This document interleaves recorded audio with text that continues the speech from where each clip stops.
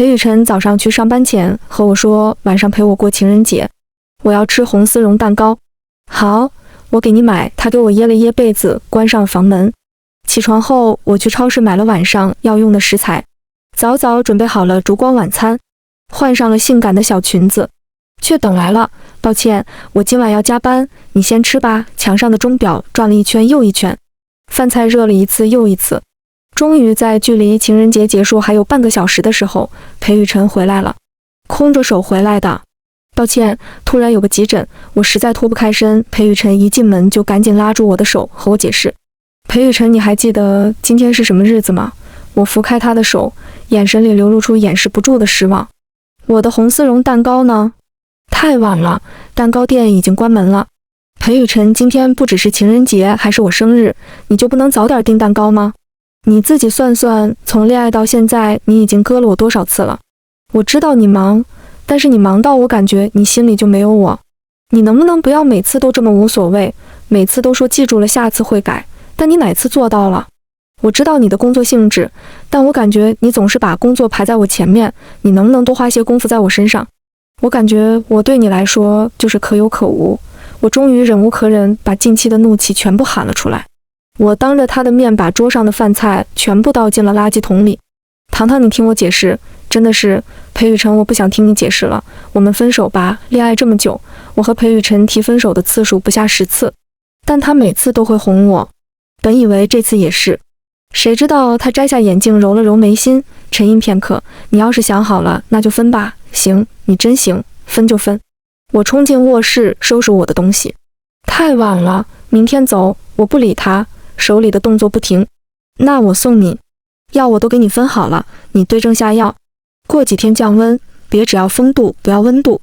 冰箱里的菜过夜了就不要吃了。晚上睡觉前记得在床头放一杯水，晚上睡觉锁好门，睡前记得调空调温度。他啰啰嗦嗦的无疑不再显示他对我有多好，我离开了他指定活不下去。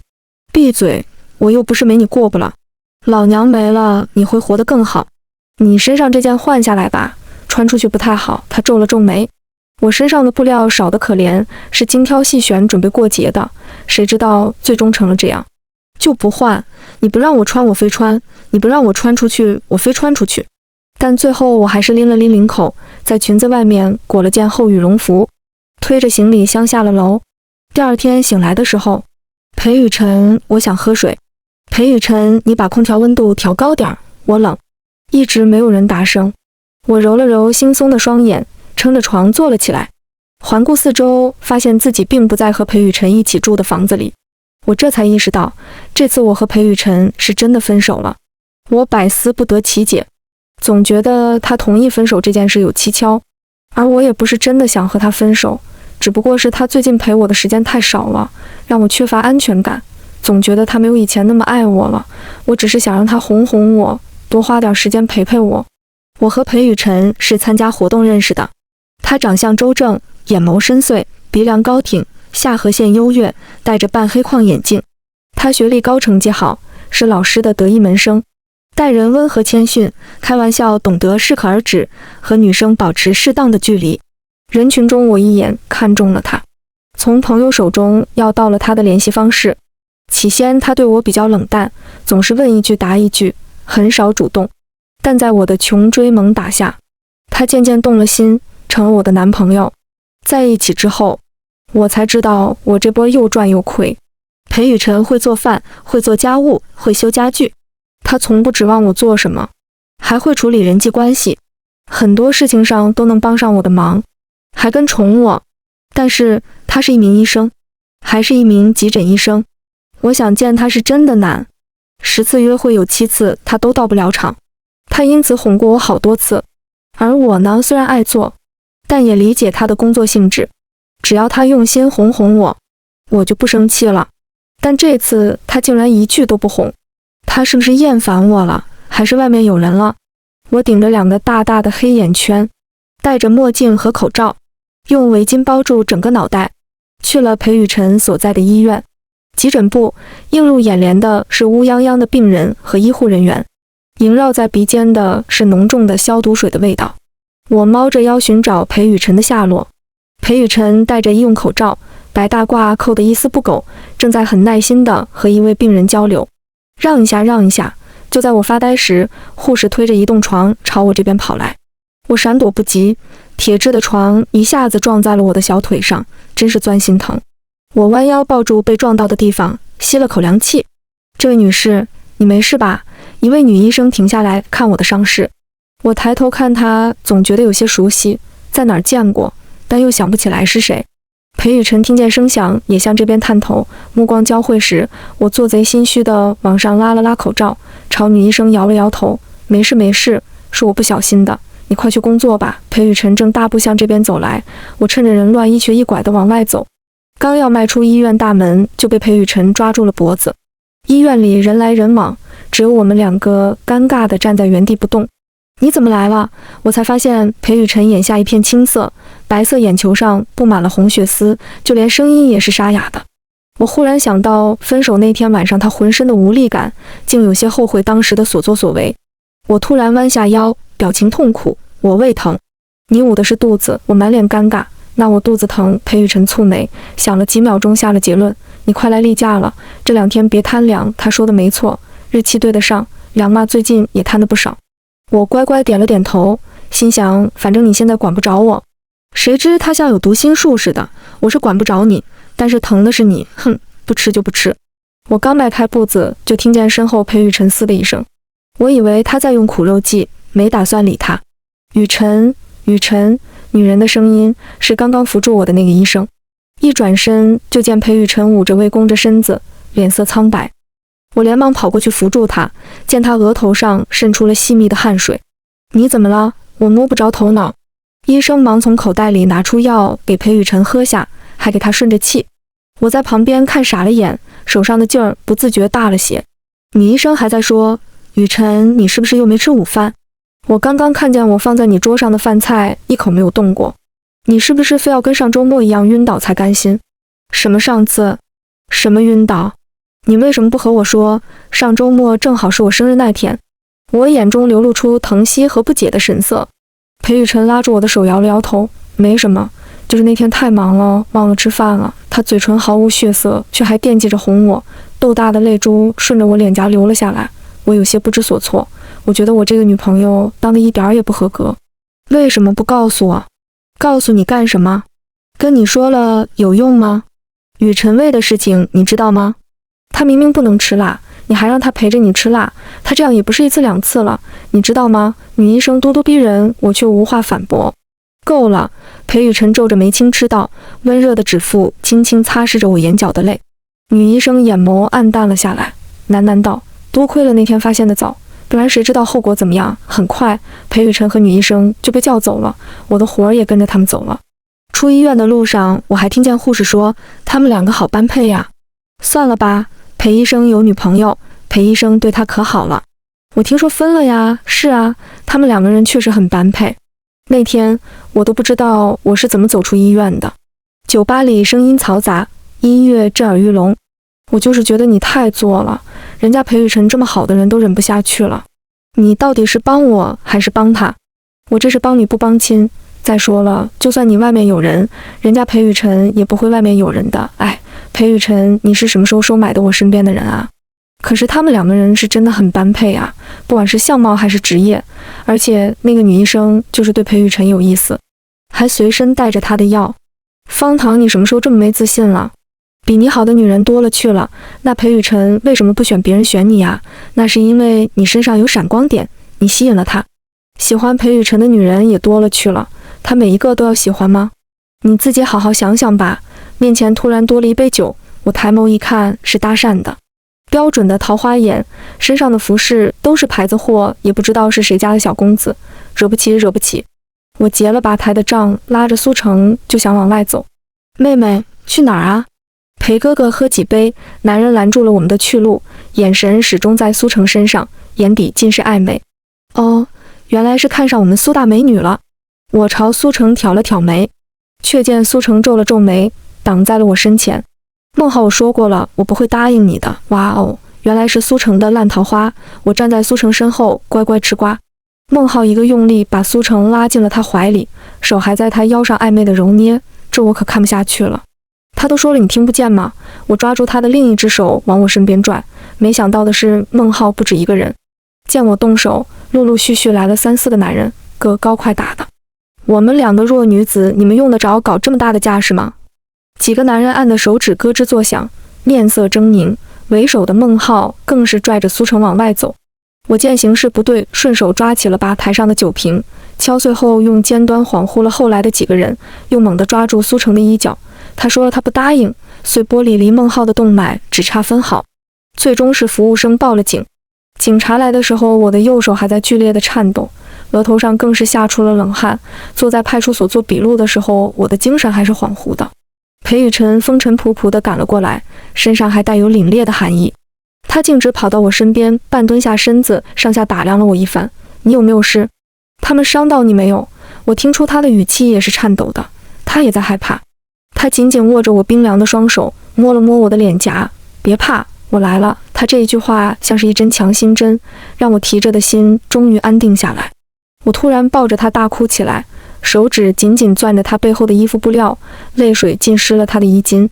他不断轻拍我的后背，像哄小孩一样一遍遍地跟我说没事了没事了。平静下来之后，我哽咽着和他说了今天晚上的情况。他们伤到你没有？裴雨辰很急切地问。他们把我的手链弄坏了。我哽咽着从口袋里拿出断了线的手链，是你送我的那条。泪水还不断顺着脸颊往下掉。裴雨辰这才松了口气，轻轻擦拭着我脸上的泪水。你没事就好，手链我再给你买好不好？他安抚好我的情绪后，才向警察同志了解了情况。他们起了肢体冲突，只不过是对方挑事在先，你签了字就把人领走吧。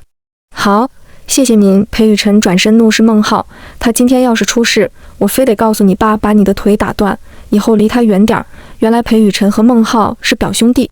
孟浩从小就惹事，天不怕地不怕地，但不知道为什么格外听裴雨辰的话。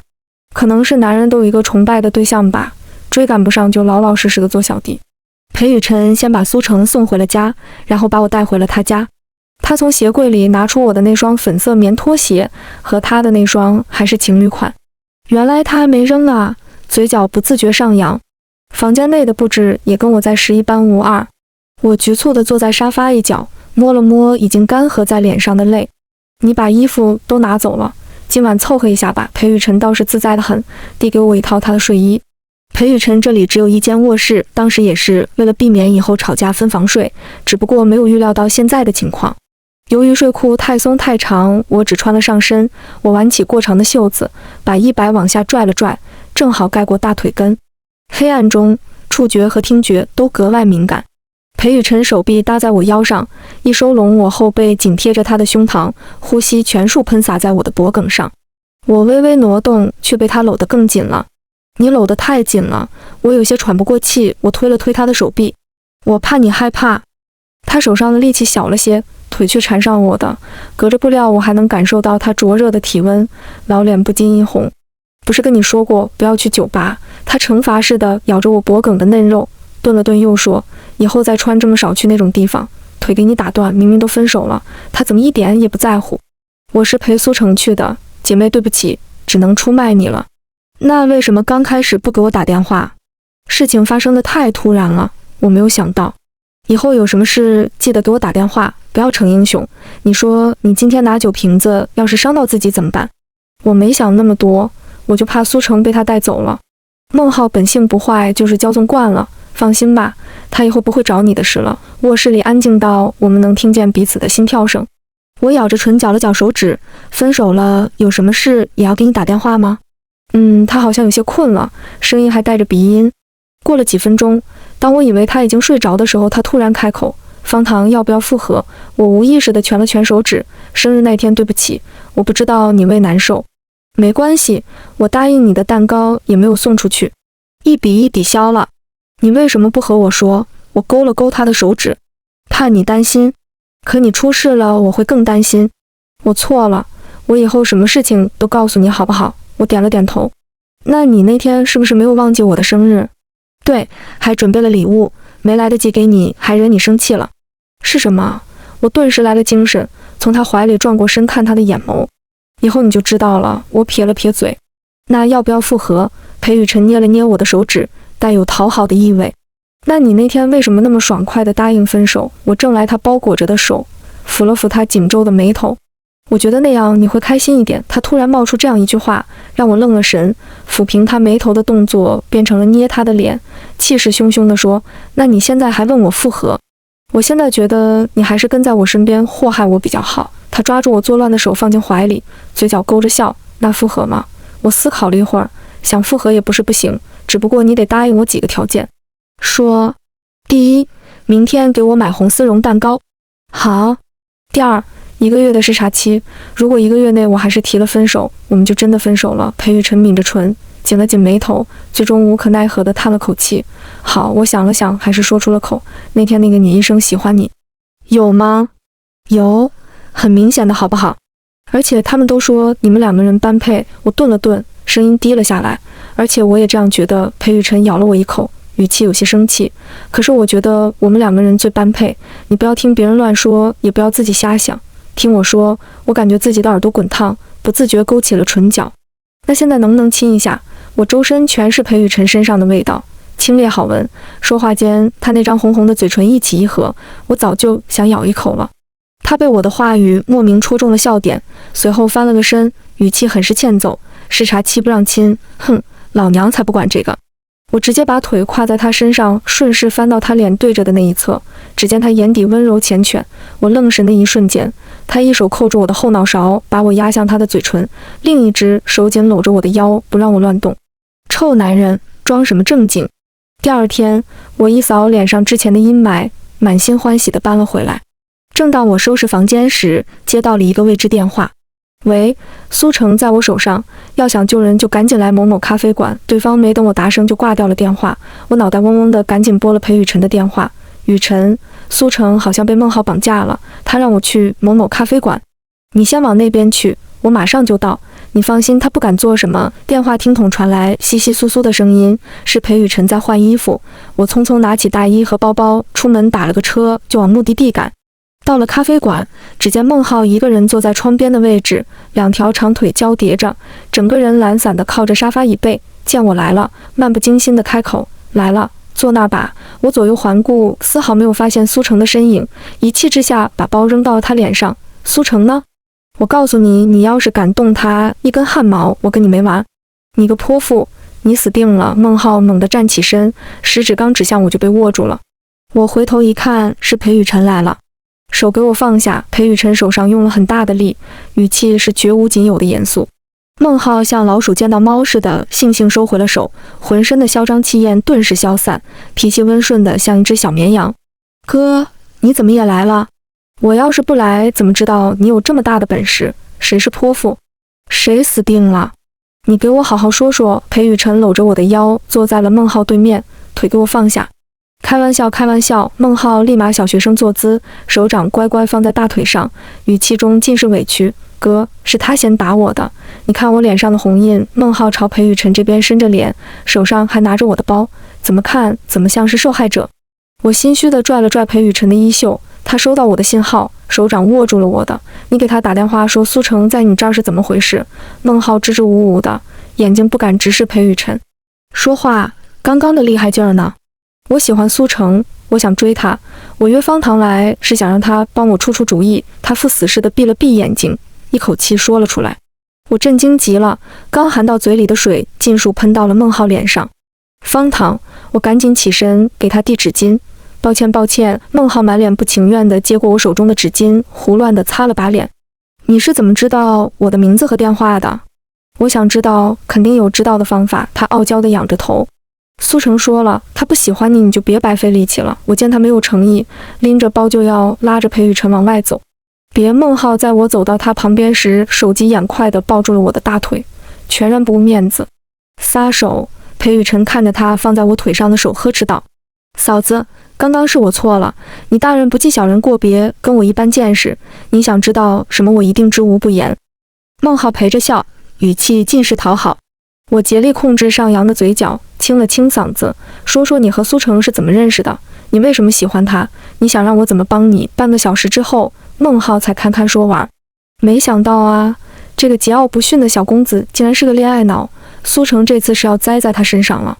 你平时正经一点，别总是去酒吧夜店，和女生保持距离，没事制造点偶遇。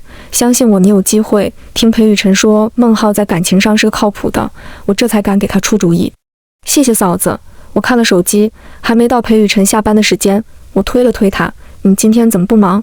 最近在分专门的科室，没有那么忙。雨辰，你也在这儿啊？女人亲切地称呼着我的男人，眼底满是惊喜与娇羞。我定睛一看，竟是那天的那位女医生，心里了然。我虽说没有很介意，手却很自然地挽上了裴雨辰的手臂，宣示主权。裴女朋友。裴雨辰语气一如既往的冷淡疏离。女人也不嫌尴尬，我上次跟你说的那件事，你考虑的怎么样了？谢谢，但我的事情不用你操心了。哥，这不是叶诗涵吗？他还没放弃呀。孟浩不禁感慨。我一脸懵，总觉得这里面有什么事，具体怎么回事讲一讲。嫂子，你不知道啊。孟浩一脸八卦，嘴巴都要咧到后脑勺了。这个叶诗涵啊，还没说到重点就被裴雨辰打断了。就你长嘴了。孟浩看了看他欲言而止，说。我瞪了一眼裴雨辰，扭头看向孟浩。孟浩有恃无恐，继续说了起来。他跟我哥从高中就认识，一直喜欢我哥，明里暗里也跟我哥表示过自己的心意，只不过我哥一直没同意。听说他大学之后是要出国进修的，但听说我哥来了这个医院工作，他也留了下来。我说那天见到叶诗涵，怎么觉得那么熟悉？原来是在裴雨辰的高中毕业照上见过他。我们三个人之间的氛围十分微妙。孟浩见自己惹了大麻烦，小心翼翼地说：“哥，嫂子，你们先聊，我就先走了。”我不动声色地和裴雨辰拉开了距离，别过脸不看他，等着他主动坦白。1秒、2秒、3秒，裴雨辰一声不吭。我扭头一看，发现他竟然有闲心点了一份糕点。我咬着牙握紧了拳头。裴雨辰，你看不出来我生气了吗？你不跟我解释解释吗？诺，你喜欢的红丝绒蛋糕。裴雨辰把糕点往我面前推了推。我不吃。我看了一眼，就立马避开了视线，不自觉咽了咽口水。裴雨辰轻轻笑着，又从包里拿出什么东西来。那这个要吗？是我的手链，和坏掉的那条一模一样。左手控制不住地往他跟前伸。裴雨辰一把握住我的手腕，手指一圈量了量。手链给我戴上。我朝他努了努嘴。手链在阳光下闪出点点光辉，我晃了晃，脸上的笑意怎么也藏不住。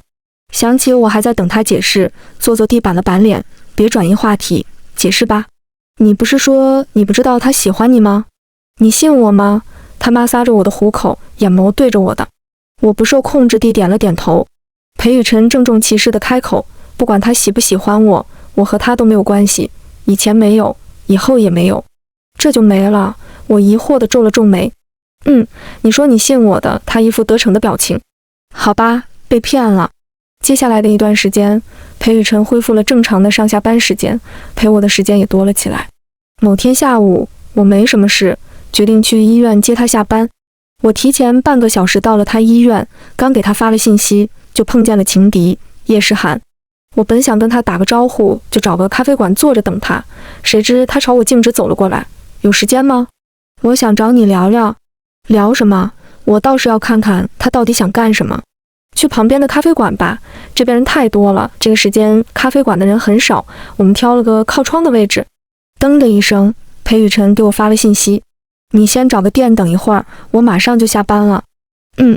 知道啦。我把定位发给了他。趁这个时间，服务员已经做好了咖啡端上来。你想说什么就说吧。我接过咖啡道了声谢。你知不知道医院最近在分科室？我点了点头。那你知不知道雨辰想去心外科？我知道，心外科一直是裴雨辰想去的地方。我前2天也问过他能不能分到，他顿了顿说还在等结果。心外科收的人很少，裴雨辰这次不在名单里。听到这句话，我握紧了杯子把手。你什么意思？他总不会那么好心，只是为了告诉我这个。我知道我这样做，裴雨辰可能会恨我，但我不想让他放弃他的梦想。叶诗涵抿了抿唇。我父亲是心外科主任，也是导师。如果他顿了顿又说，如果裴雨辰肯跟我在一起，我会和我父亲说，让他扩招名额，把裴雨辰收进去。你也说的是如果。你知道的，就算裴雨辰跟我分手了，他也不会和你在一起的。你怎么知道他不会和我在一起？就凭我是他的女朋友。我搅了搅咖啡又说，如果他对你有意思，你们早就在一起了。也不会有今天了。叶诗涵紧攥着拳头，眼底满是不甘。那你凭什么这么自私，连这个机会都不给他？只要你离开他，我就和我父亲说，裴雨辰就能得到他最想要的东西。我不禁失笑，掀起眼皮看他。叶诗涵，自私的是你吧？如果你真的喜欢他，不管他会不会跟你在一起，或者跟谁在一起，你都会帮他。再者，你认为裴雨辰会接受你给他的这个机会吗？叶诗涵，你根本不懂裴雨辰，他要的是他凭借自己努力得到的，不是别人给的，也不是别人让的，别人施舍的他一分都不会要，语气尽是嘲讽。我看了眼时间差不多了，拎着包站了起来。这次算我请你，以后就不要打扰我们了。不管他有没有尽心外客，除非他跟我说他想要这个机会，否则我绝不放手。走了几步，突然想起什么，我顿下脚步回头看他。还有，裴雨辰最想要的是我，如果是拿我换取功名，他绝对不会答应的。走出咖啡馆，我舒了口气，摊开手心，上面全是汗。我低头看见一双很熟悉的鞋子，一抬眼就看见裴雨辰站在我跟前。等很久了吧？裴雨辰亲昵地揉了揉我的发心，很自然地牵住了我的手。回家吧，给你做你喜欢吃的小龙虾。好，我烦躁的心情瞬时被抚平。走之前，我回头看了一眼还在原地的叶诗涵，他正望着我们这个方向发呆。我也不知道我今天说的有没有伤害到他，只希望他以后不要把希望都寄托在裴雨辰身上了，好好找一个互相喜欢的吧。你们分科试的结果是不是出来了？我试探地开口，只见裴雨辰手上的动作停了下来。那你是不是没有尽心外科？你怎么知道？他很快恢复了状态，娴熟地弄着材料，以后还有机会的。我正好在锻炼锻炼。他话说的天衣无缝，让我有些难过。总觉得叶诗涵找我的这件事应该让他知道，我应该尊重他的选择。我上前从背后环住了他的腰，脸颊贴着他坚实的后背。你去沙发上看电视吧，这边油烟大。叶诗涵今天找我了，我思前想后还是开了口。找你做什么？他和我说了你们分科室的事，说如果我和你分手，他就和他父亲说让你进心外科。裴雨辰瞬间不淡定了，立马放下手上的东西，转身握住我的肩膀。你说什么了？你答应了。我摇了摇头。裴雨辰这才松了些力。你以后离他远点儿。但是我觉得他说的未尝不可，毕竟心外科是你一直想去的地方。要不你是不是又要说分手？裴雨辰怒着摘下了身上的围裙。你凭什么觉得我会同意？这句话好像有些熟悉。我拽着他的手安抚，没有，不是，只是没想到裴雨辰这次这么生气。你如果想提分手，不用你说，我来说，分手吧，但我不会和他在一起的。我没这个意思，你怎么不听我解释啊？裴雨辰越过我进了卧室，听见里面的响声，我以为他要收拾东西赶我出去，我赶紧往屋里跑，想阻止他的动作。谁知道卧室里关着灯，我按了开关，只见裴雨辰背着伸手撑着桌子，不知道在干什么。你别生气，我想上前，又有些不敢。裴雨辰转过身，我才看见他脸上的委屈与怒火。他大步朝我走来，在距离我半米的时候突然停了下来。你说过，如果1个月内你再提分手，我们就真的分手。所以这次我来提。我想拉住他的手，却被他躲开了。我没有。他低头想些什么，大概过了1分钟，他抬起头和我对视，然后单膝跪了下来。只不过我说的分手不是让你离开我，而是……裴雨辰突然从背后拿出了一个盒子，朝着我的方向打开，是钻戒。我双手捂着嘴往后退了半步。糖糖，我们换个身份在一起吧，嫁给我好不好？眼泪顺着脸颊流到嘴里，是甜的。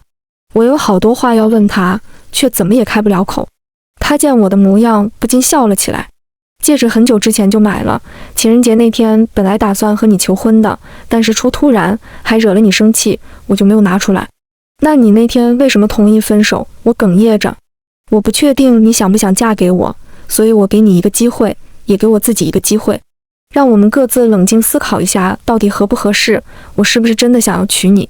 那你想明白了吗？裴雨辰点了点头。方糖，没有人比我还能忍受你的作，也没有人能忍受我的冷淡。工作忙，没有人能想方设法的让我开心，在深夜等我回家。